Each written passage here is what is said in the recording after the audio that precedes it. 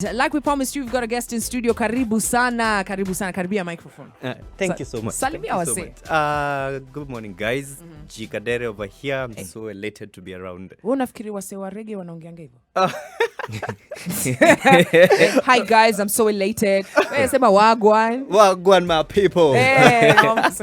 Fry sana kuwa around hapa. Ati Bob Marley Bob Marley is here. Oh Bob, what would you like to say? I mean, I'm so elated to be here. Man. Kadere, karibu sana. Nashukuru sana. Hiyo jina Kadere ilitoka wapi? Actually, watu dhani mimi ndo naitwa Kadere. Kadere is a general term ya drivers, Uber drivers. So ukipita na driver mwenzako Kadere. Yeah. So apparently it became my name. You became the best driver of them all. And maybe the first one on Twitter, I don't know. Okay. So I claimed the name Kadere. Okay. Yeah. So how did you find yourself driving a taxi? Kutoka background, mimi ni msanii nimesoma IT. Did my campus nilisoma IT and some little bit of CCNA. I was Cisco Certified Network Associate. Mambo ya kuconnect. Kwani ulikuwa unataka kuingia Drew Hill? Basically mambo ya networking nilikuwa networking ya ubeshte ama networking gani hiyo sasa? Hiyo venye umeconnect computer yako kwa net. Ulikuwa mtu wa IT. So ungesema hivyo sasa. Alisema hivyo. Ulisikia tu Cisco. Yeah, so sasa nikafanya my first job, nilikuwa nafanya kazi kampuni na deal na netwaje tenderpreneuring. Katoka hapo nikaenda hospitali. Hospitali bado nilikuwa msee wa IT. So kukaa kidogo nikaona I'm doing the same thing every day, which ikanichokesha. Ilikuwa monotonous. Nilikuwa monotonous kabisa kwa sababu singe hata penye nilikuwa nimefika singe panda the next level. So sasa nikachoka tu, one time nikaenda leave. Sikuwa nimechukua leave for 2 years, so nikaenda leave ya 2. Hey. Haukuwa umeenda leave 2 years? Yes. Kwani ulikuwa the best employee? Tulikuwa busy sana first of all, na nilikuwa msee wa IT peke yangu. Na hospitali zilikuwa 3, so nilikuwa nimehold kabisa zote 3. Sasa kwenda leave nikajiuliza nini naweza fanya na hii time. Best yangu anaitwa Derek Kedenji, big shout out. Ndiye alinipatia gari. Ndiye alinipatia gari yake ya kwanza. Alikuwa na drive, alikuwa na gari 2. So nikamwambia siwache hii wakati niko leave nianze hii kazi ya Bolt. Basically Bolt hiyo wakati ndio ilikuwa imeshika moto. Ilikuwa Mitsubishi Lancer, you can imagine a Mitsubishi Lancer doing as an yes. Uber. Yeah, this kind of and then uko Fast and the Furious maze. Kwambia clients walikuwa wanashtuka wanashanga Mitsubishi Lancer on Bolt. Kwa ina make sense. Alafu na fuel ilikuwa ina make sense kwa. Back then per kilometer ilikuwa 60 bob. That used to make a lot of sense. But sasa with such a big car haziko allowed anymore. So hivyo ndivyo nilianza, found out it's something yenye naleta mkwanja vizuri. Number 2, you're in control of your time. Basically you are your own boss. Wait, so, when you were starting out, ulikuwa unajua Nairobi hata vizuri? Nakwambia hakuna. Me born and bred in Meru. Nairobi nilikuja after nimetoka campus 2012. So you are those cab guys, I know. Unajua ule cab guy unajua tu ameingia Nairobi saa hiyo. In fact alikuja na Scania ya asubuhi. Ken Silva kutoka Meru, Ken Silva. Kwa sababu venye anaendesha ana indicate almost 2 kilometers away from the turning. Ashaanza kuindicate ana turn. Venye watu kwa roundabout kwa matatu zinaingia hivi unaona amekanyaga brake kabisa. Namwambia wewe weka nini mapua hapo ndio watu kuone. Na sisi bana. Lazima tuanze mahali. But so that first day ukaenda hapo, just tell us about the first trip yani. The first trip I remember after my account was activated by Bolt. Big shout out to them. How long did it take? Actually I went for a training that took 2.5 hours. Basically walikuwa natuelezea how to know to get to use the application, how to approach your clients. But me sasa nilikuwa deal in service industry, so I knew a little bit of CATSI and such things, so it was quite easy for me. And did you pay any admission fee? No, the only thing that we paid is me getting a PSV license. And basically that's it. Na gari kufanywa inspection na NTSA. That was all. So huko hawalipishangi anything. Not a free. Single. Kujoin ni free. So sasa first trip nilibeba kutoka Lumumba Drive kwenda TRM. Thika Road Mall. Ka distance yani hata sikuwa najua hizo chuo zote. Mimi nilikuwa niende tu nifuate tu highway huko nikapiga roundabout yangu kawaida. But now this guy was so nice. Akaniambia bro, pitia hapa nyuma, hapa kando ya hii university kuna kabarabara kako hapo which is way shorter. That was my first trip. I also remember that guy. I had even to save the number. Wow. Yeah, he was such a nice guy. Okay. We're going to come back and hear more about, because that was his first trip. But you know that trip where you ask the cab guy, hey, why are you tripping? Vibes Radio, we rule the nation in this generation. If you're just tuning in, the show is Morning Vibes, and we are Kwambox Mbunde. And of course, we got a guest in studio, George Kadere. He's telling us on my grind what it takes to be a cab driver in Nairobi. So before we took the break, ulituambia what we've learned. Ulitoka Meru, ukakuja Nairobi, unafanya IT, ukachana na hiyo, ukaingia taxi. Told us about your first trip. Yeah. After, did you ever see yourself being a cab driver while you're in school? No. That's one thing that you wouldn't even think of. I had a passion about vitu za IT and everything there is to it because mi ni mse practical. Yeah. But sasa hiyo wakati nilifika mahali kwa hii job yangu sikuwa na advance in anyway. So nikasema tu acha nianze. And then it turned out to be okay kabisa. And when you're telling your friends, you know, because you had an IT job, you know, and a lot of young people who are probably listening in right now pride themselves in having that, you know, a title, you know, that is what someone would say in quotes respectable. Mtu anasema, wait, how do you mean accountant? How do you mean cashier? Nasa hiyo anatengeneza the money ana make. Ukimwambia aende afanye taxi atasema ai. So what did your friends react when you told them, okay, I'm going to be a taxi guy? Oh, for starters, one person mwenye alikuwa against it ni Madhe. Madhe alikuwa anauliza utapatana na kina nani hao wenye utakuwa unabeba strangers ama nini. One of my aunties akamwambia, do this Mama Mure. Muombe and bless him. Everything will be okay. Mabeshte zangu imagine walikuwa too receptive kabisa. Sasa labda strangers wenye unashanga, wewe sasa wewe na hii degree yako unaenda kuwa cab driver aje tena. It's like yo, no offense, pesa you una make hiyo ofisi hiyo ni pesa na make in 2 days ama 3 days. Wow. So sasa wale wanakuja tu na kejeli. So that's how I tell nawaambia tu roho safi. But mabeshte zangu squad yangu wananga shida, wanipatia job sana na I appreciate them sana. I hope wanakusupport na wa ride for free. Kuna mtu ako, so ati ulisema uko hii upande wa Mombasa Road, hata mimi niko Mombasa Road, nikuje tuende mtaa pamoja. Hapana, by them all of them. Mabeshte zangu wote hakuna mtu anakujanga hapo for free. Anajua niko busy. Hata kama maybe anaweza kosa kulipa the full amount, ataniwekea mafuta enough. Na mimi sijuangi kulipisha mabeshte zangu. Kubeba oya, lipa venye utaweza. Whatever you think is good enough for me, I'll take it. Okay, by the way, I'm about to finish work in 29 minutes. Yeah. Kuna venye hiyo mentality yenye umesema pay whatever you want to pay. Remember that. I'm gonna hold you to that. No problem. When you started out the career, you know, because a lot of for me, one of the challenges, which is also the thing your mom was thinking, like, who are you just going to be carrying strangers? Are you just going to be picking people? What if ni mgondi? What if ni, you know, did all these things play in your head? Yeah.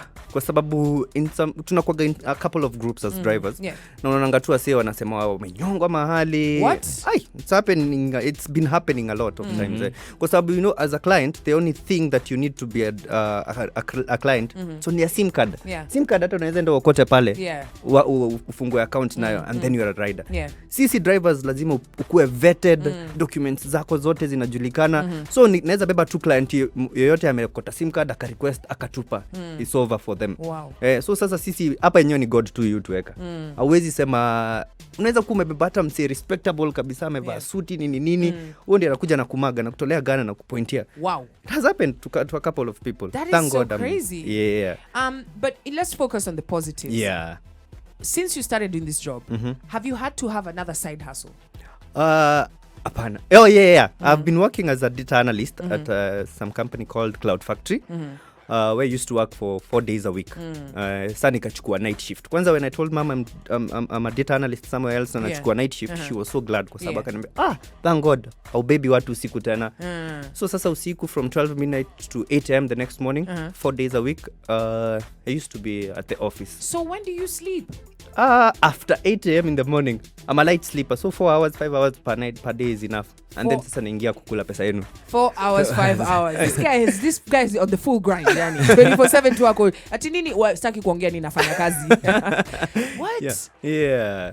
Does taxi pay? Yes, it does. I did a small thread juicy trying to advise people who want to venture into it. For starters, if you're driving your own car, that is more than employment. it's good enough money. You get to manage your time well. It's good enough money. If you're driving for someone, the money is good, but not as good as you being the owner. But it's kabisa, there are a lot of drivers wenye wana support familia zao, wanasomesha watoto, wanalipa rent, and they're doing everything from the taxi na hata gari si yao. So, it is quite viable. It's viable business at this time because taxi has become more of a daily need. It's a need. It's a necessity need. You get what I'm saying? I get what you're saying. So sasa everyone is taking a taxi each and every moment. So sasa it's quite viable.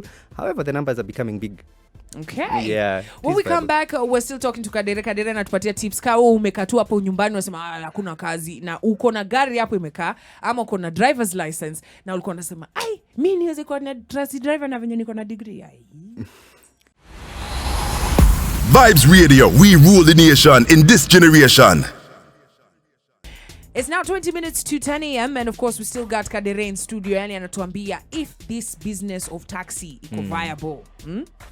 And if this is something that people should get into. You know, a lot of people complain about drivers. If you go online, around the world, everywhere in the world, there's always someone, I was in a taxi, and then immediately everybody outraged. What? How dare that? And then they tag the company and they're like, you guys, this guy of yours, this guy should be fired. Do passengers also, I'm sure drivers have stories of passengers as well. Yeah. Being on our groups, tunajioneaga. You find someone, clients who really want to pay their dues by other means, which is not money. Wow. Sana madem. What? Yes. Nikikupatia hii story tunamaliza. Not once, not twice. Na hiyo ride ni ya kituka so tatu. You can imagine. Na anataka kukupatia goodies. Yes, anataka kukupatia mzigo. Story die. Mzigo yake ni 300. Nakwambia we deal with almost all kinds of people. Wow. How do you approach a situation like that? Let's say uko kwa gate yake. DM atoido. Unamrudisha? Number one, tuna advise yangu now companies to report, to drop to report. But sasa mention names, kuna kampuni hazita kulipa. So what people do, unapelekaga to police station, and then the police station guys understand kwa sababu it's been happening a couple of times. It's rampant. It's rampant. People don't want to pay for their rides. Na sasa kuna mtu sasa anatusikiza paka kidogo Dere anasema hebu nyamaza, hebu sikia hapa. Na kuna passenger anajua tu vizuri wewe unajijua you are not going to pay for that ride. True. Unajua utapelekwa kwa police station. Squeezy, but at least squeezy wameshaanza kuimprove. Hiyo notion ya kitambo imeshaisha. People are behaving right now because at least they're trying to respect drivers like any normal employees. So it's becoming easier right now. A lot of people who I've spoken to who have been drivers, the OG drivers, you know, the ones who started out when some of these apps just joined, always say that it used to be very good back then when they were just the first of them starting. And so when you ask them, should I get into, iko na do lakini ungekuja saleli anza, would you advise someone to start, especially a young person who's at home or someone who's in a dead-end job and they don't know, you know, they're just punching in and they're just tired? Why would you advise them to take driving a cab? Back then the money was good because back then they used to pay around 60 bob a kilometer. So right now ukiuliza driver huyo OG huyo wa kitambo atakwambia busy iko but pesa si mingi kama ile kitambo. Back then the guy was doing 3 trips na akona maybe 10,000 in a day. 3 trips airport tao hiyo ni 3,000 4,000. 2 more trips and then the guy goes home. Alafu sasa hiyo 10k anapatia kampuni how much? Kampuni wakati bado walikuwa achukua 25%. Jeez.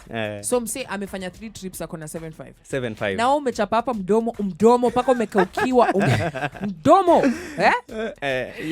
sahi, lakini sasa pesa imepungua but ni pesa venye umemention young person inaweza msustain kabisa. It sponsors my chewing. Wacha nisiseme drinking, mom is listening. Ina sponsor my chewing habits properly kabisa and my eating habits and a little bit tunaweka kwa bank if you want to buy a new car, something of the sort. It does that. Because I've seen drivers who started out driving and then they've bought their own cars and And then I'm like, dude, nobody has a high turnover of buying a car faster than a cab guy. Yeah, and do the guy who wants to get 4 wheels after his 2 wheels. Yeah, banks are really helping guys to get to that place. Kwa sababu ukiangalia mpesa statement ya mse cab driver ama nduthi guy. Angalia mwezi moja transact around 600,000. So sasa ni bank gani itakatayo? Wow. Yeah. So there is money in it. And someone who doesn't have a car, would you advise them to, because there's okay, it sounds all good lakini sina gari. Okay. First of all, I work with a company called Fleet Simplify. They'll hook you up with a car. It's not a paid or anything. But sasa mtu yoyote, na mimi waambia tu watu kwa TL, ukitaka gari na uko na hizo documents, come to me. I'll give you a car. I'll make sure someone gives you a car. The money is pesa yake iko kwa sababu most of the time drivers wanalipa 1,800 a day. And making that one is maybe a single trip. And then sasa the rest of the money is yours. Kama umefika dead end kabisa and you can do this, it's totally doable. Wow. Kadere, you wake up at 4 a.m. Yeah. And you literally spend like 4 hours asleep. Yeah, true. What advice would you give other guys who are tuned in terms of kwa psych wakwe motivated for their grind? Nakwambia, one thing I noticed about all this, ukifanya kitu kama unaipenda, becomes more of an hobby than a job. Okay. Nakwambia hiyo itajipa. I wake up at 4 a.m. bila alarm. I'm at 5 a.m. bila alarm. And then, because I know my hard work is what determines what I'm taking home in the evening. So basically, do something. If you're into something, do it like you love it. And make it a hobby that pays you.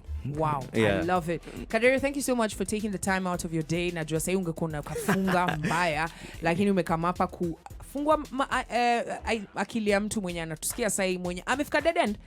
Mzazi amemlipia shule, amefanya ametamak, hawezi hata afford kuingia kwa taxi, so miguu, lakini hakuwa amefikiria, by the way, I could get into taxi. Thank you so much for coming through. Na kuambia leo, I hope utengeneze do zote. Thank you so much.